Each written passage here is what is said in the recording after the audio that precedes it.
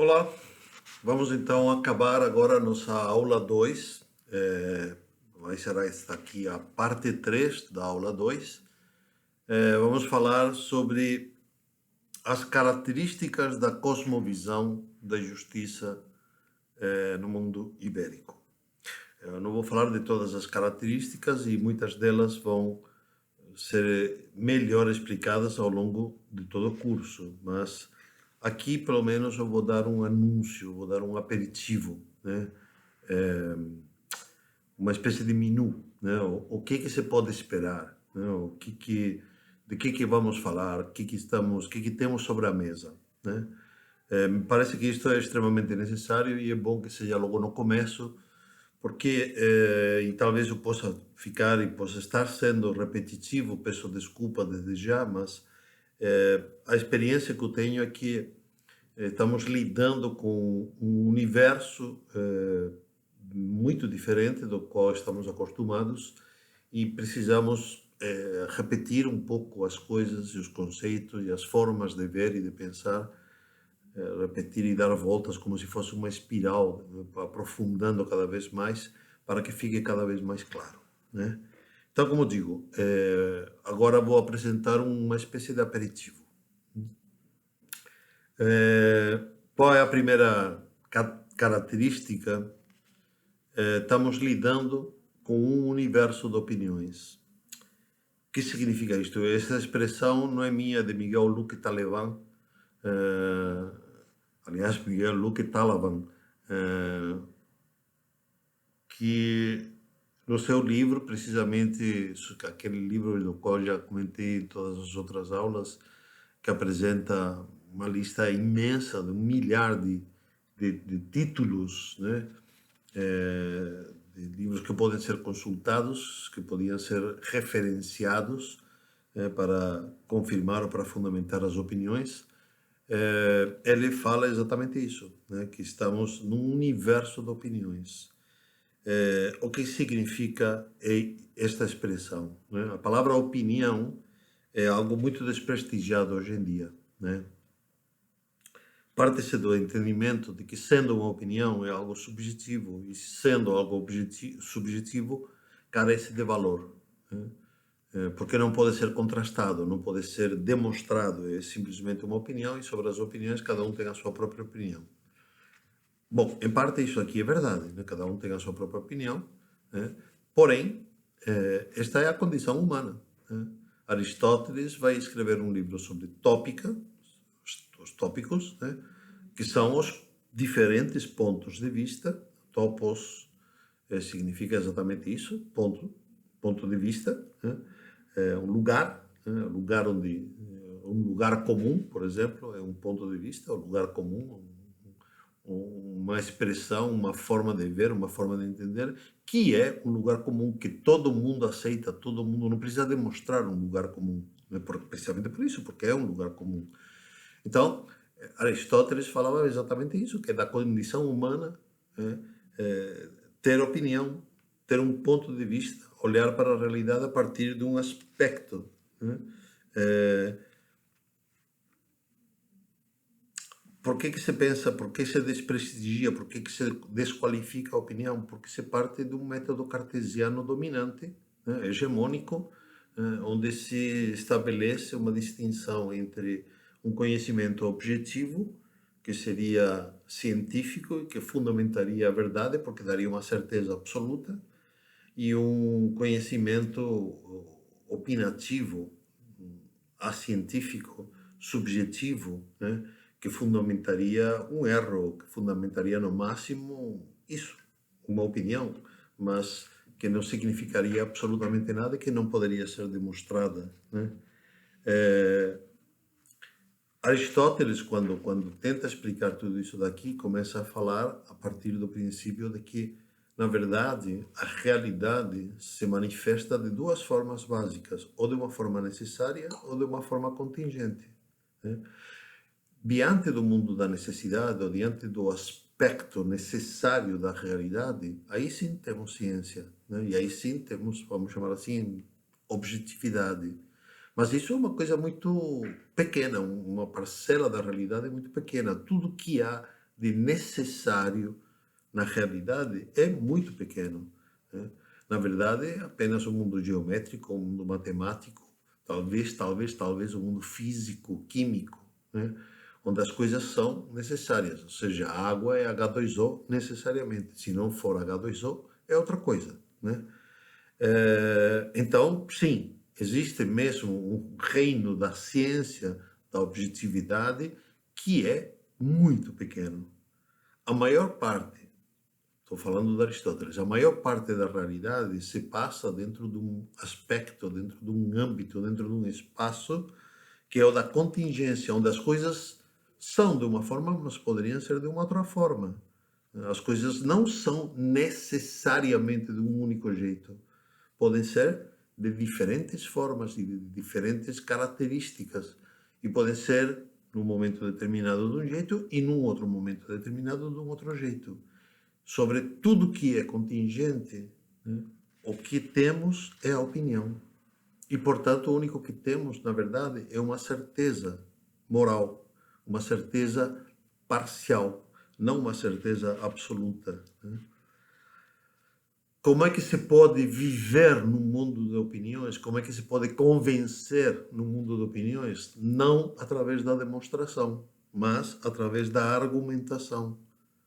Aqui entramos no campo da retórica, né? E quando entramos no campo da retórica, entramos no campo da argumentação e entramos especificamente também no campo da metáfora. O mundo do conceitual, do analítico, do científico, é o mundo do abstrato, né? E é o mundo do conceitual mesmo, né? Quer dizer, se funciona com conceitos e com definições. No mundo da retórica, se vive principalmente de símbolos, de metáforas, de imagens, de argumentações, né, que movem, que convencem mais ou menos, convencem mais para um lado ou mais para um outro lado. Falar de retórica hoje é difícil, né? Falar de retórica hoje implica a ideia de enrolação, enganação, discurso político, né? Que no fundo é vazio, né? Mas a retórica clássica, a retórica aristotélica, era precisamente a condição humana para todas aquelas coisas que eram da área, do âmbito do contingente, especificamente todas aquelas áreas de política, de moral, onde o que há e o que se tem é uma opinião fundamentada, mas é opinião.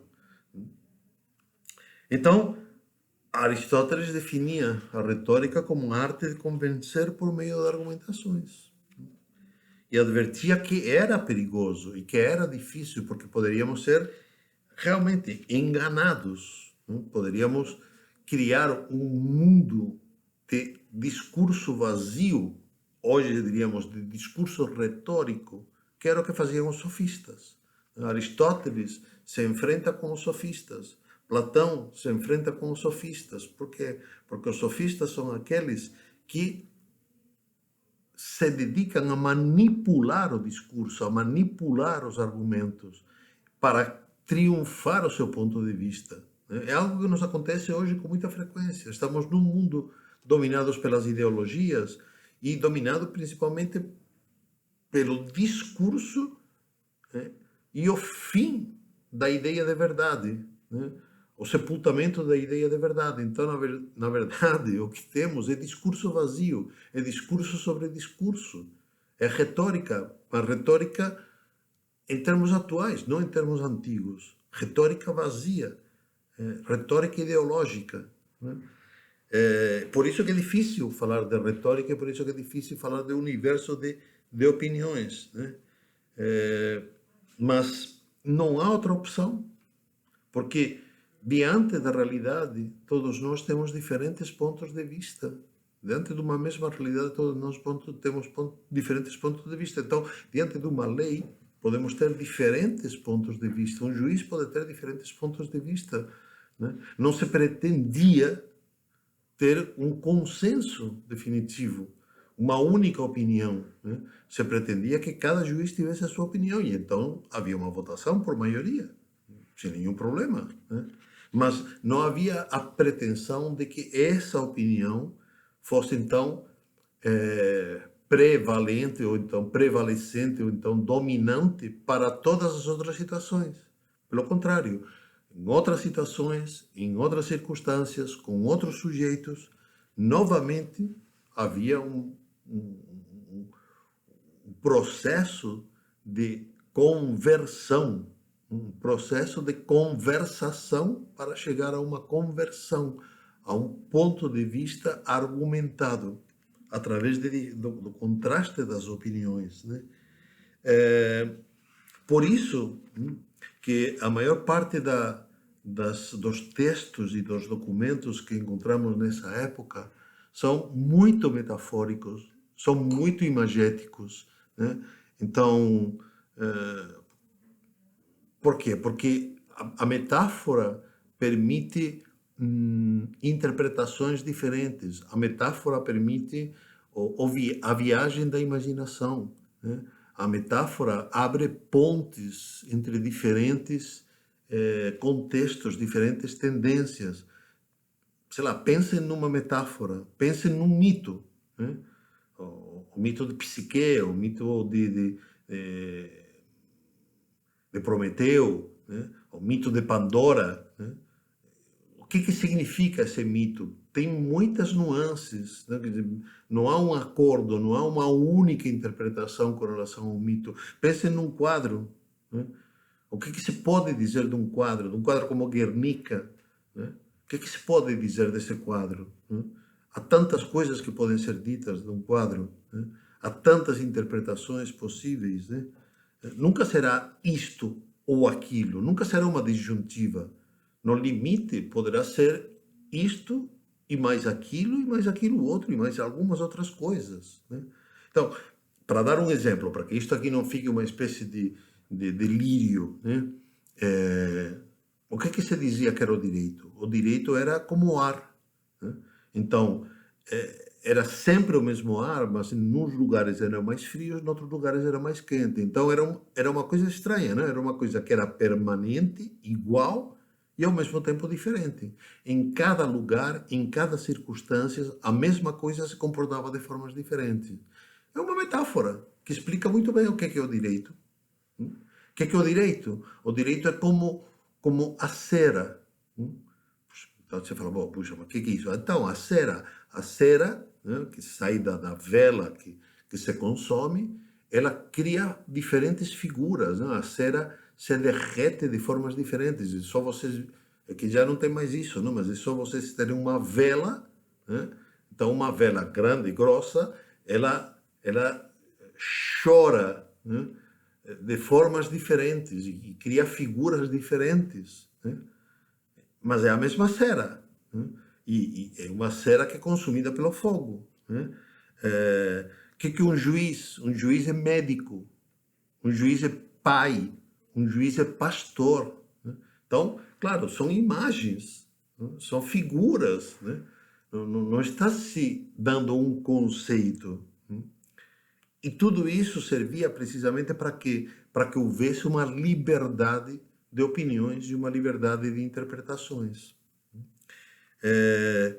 Desta maneira, né? Desta maneira as coisas ficam muito mais espectrais, né? Espectrais no sentido de que criavam uma fragmentação, né? As coisas ficavam muito mais imbricadas e misturadas e ao mesmo tempo sem uma clara delimitação. Não ficavam claras e distintas, como queria Descartes. Pelo contrário, ficavam misturadas e confusas, né?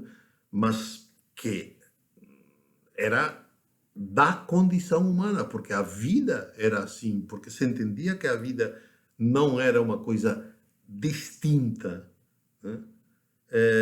As leis não definem as fronteiras claramente, né? As leis acabam se superpondo, né? Essas coisas todas essas leis que eu expliquei para vocês na aula anterior, elas se superpunham umas às outras, sem se eliminarem, né?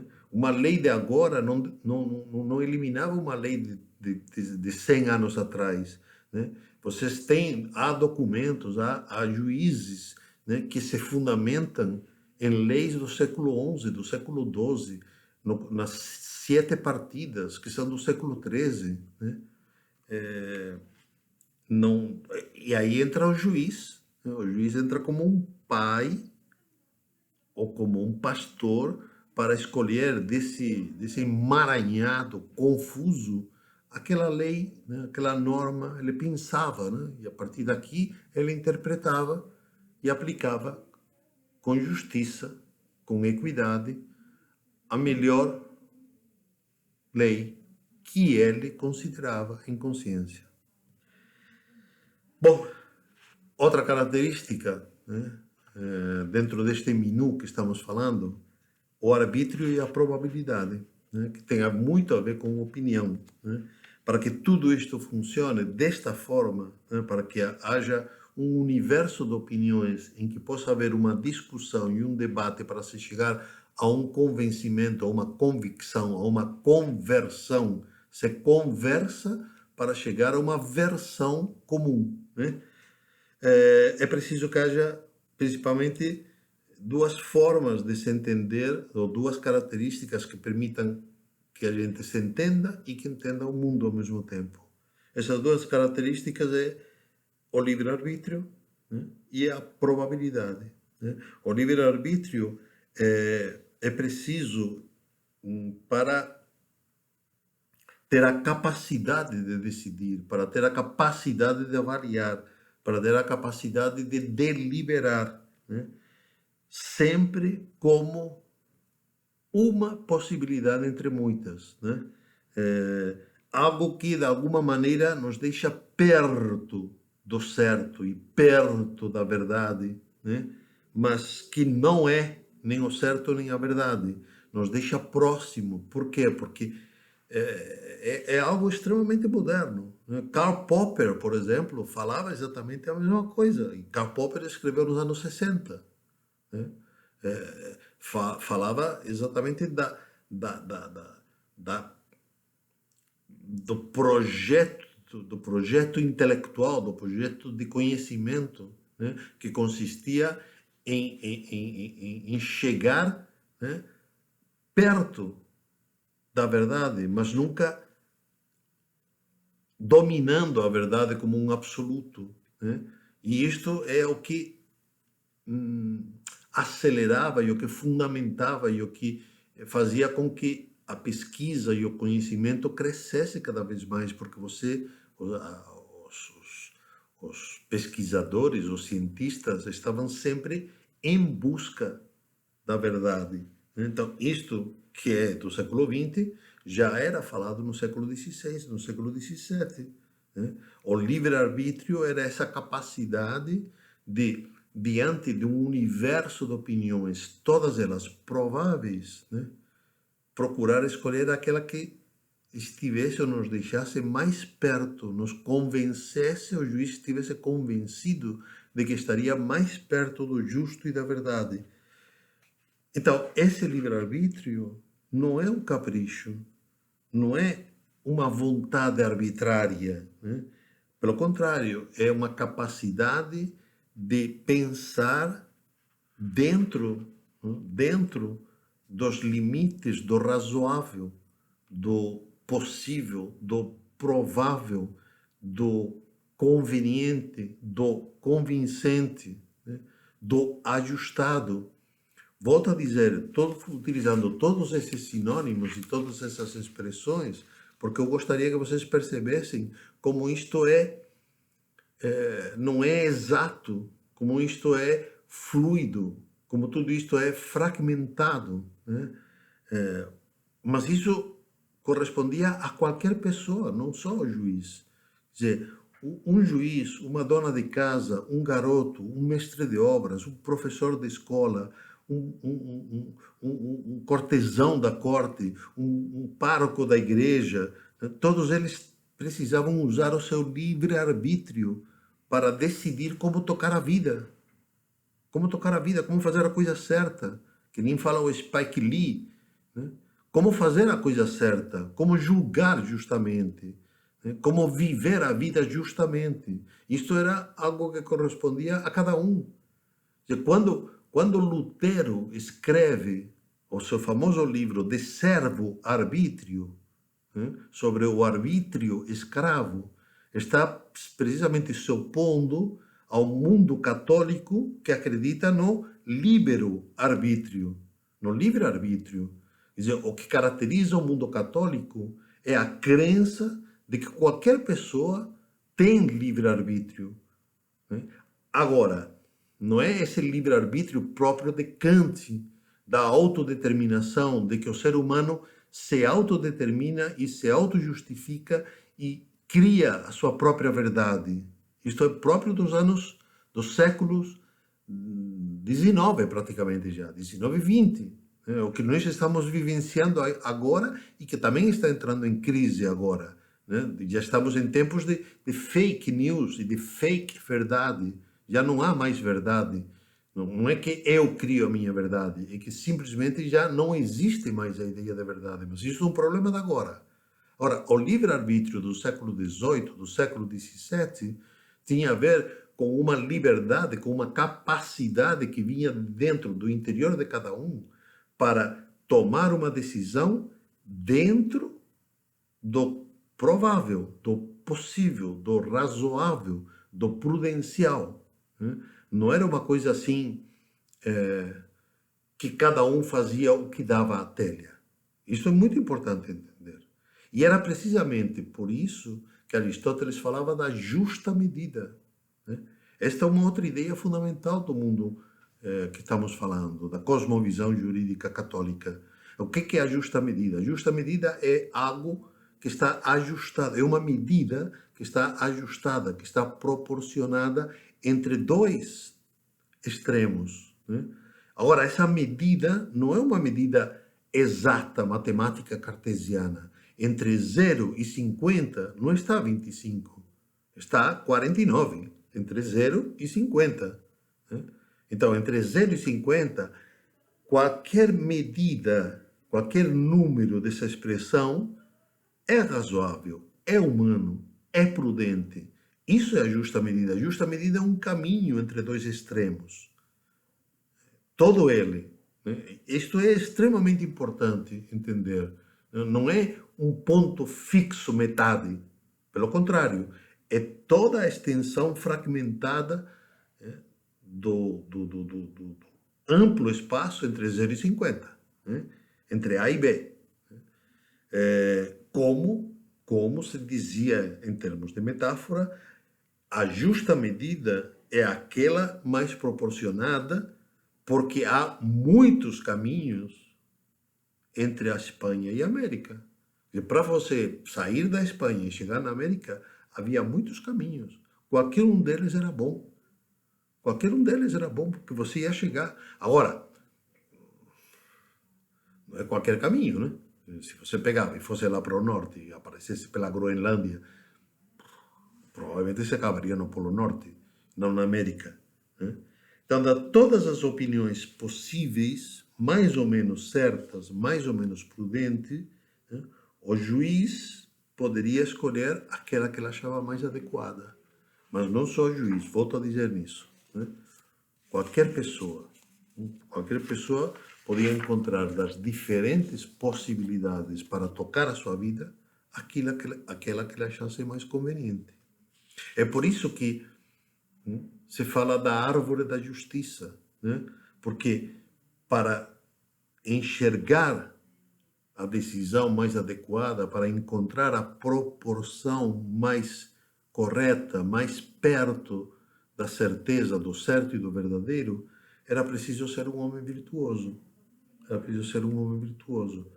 E a virtude, perdão, e a justiça aparecia como fruto dessa árvore. Vou falar mais uma característica, mais um elemento, a prudência. No meio de tudo isto, a prudência. Né? O que é ser prudente hoje? Ser prudente hoje é não arriscar muito, né? É ficar na moita, é ficar na expectativa, à espera para tomar a decisão que mais convier, não a que for mais prudente, não a que for mais adequada, a que for mais útil para os fins que você está procurando. Essa é a ideia de prudência hoje. A ideia de prudência naqueles tempos, né, no século XVII e XVIII, era uma ideia de homem virtuoso que sabia escolher, que sabia acertar. Quem é o homem prudente? Não havia definições. O homem prudente era aquele que acertava no alvo, como uma flecha que era disparada, né? Então, quem que é o homem prudente? O homem prudente é aquele que se comporta como um homem prudente. Quem é o homem prudente? É aquele que acerta. Puxa, mas e se não acertasse? Então, se não acertasse, não tinha nenhum problema. Se não acertasse, então ele corrigia. E quando se corrigia a decisão, ficava correta. Então, e essa mudança de opinião, essa correção feita sobre algo errado, sobre uma decisão errada, era uma forma de prudência, né?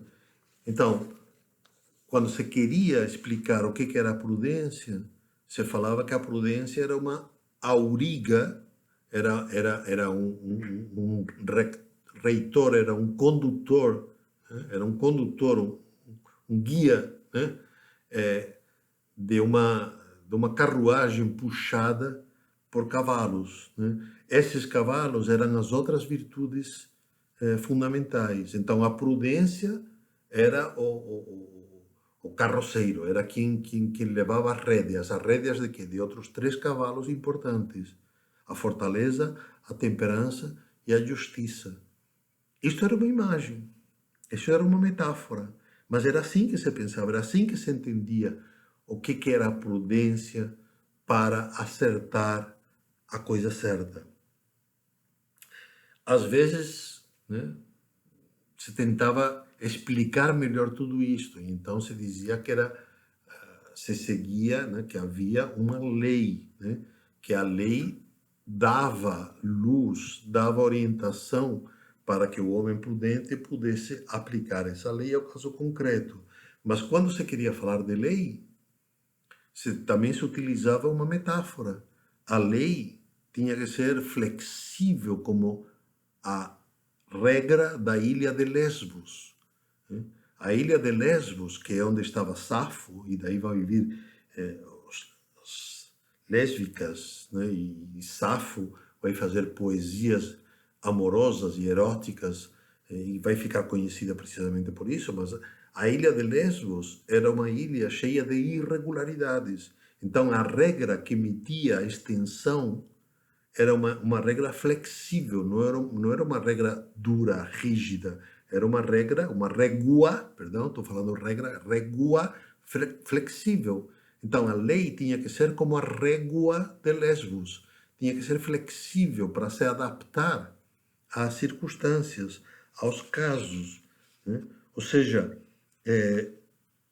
haveria, né, haveria opiniões sobre o que seria mais ou menos certo fazer, mais ou menos conveniente decidir.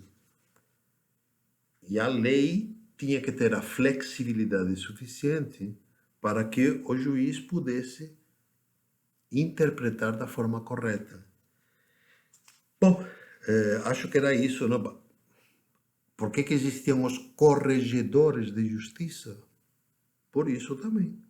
O corregedor era aquele que corrigia, porque se entendia que o juiz poderia perfeitamente, com muita boa vontade, errar, tomar uma decisão errada. Mas se ele fosse prudente e se ele fosse virtuoso, ele se corrigiria. E se ele não se corrigisse, haveria a corregedoria, o corregedor que corrigia. Para quê? Para que fosse correta. Veja, as palavras significam coisas e significam realidades, né? Então, era isso que eu queria falar. Acho que esses são os elementos mais importantes, me parece, assim, nessas primeiras aulas que estamos tendo, né?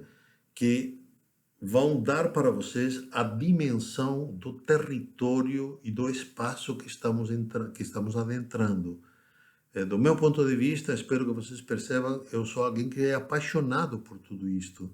Eu estou convencido de que esta forma de entender a realidade jurídica é muito distante da nossa experiência jurídica atual, né? Mas é necessário que a gente perceba, porque é a partir daí que poderemos aprofundar e melhorar e crescer no conhecimento da história da justiça no mundo ibérico.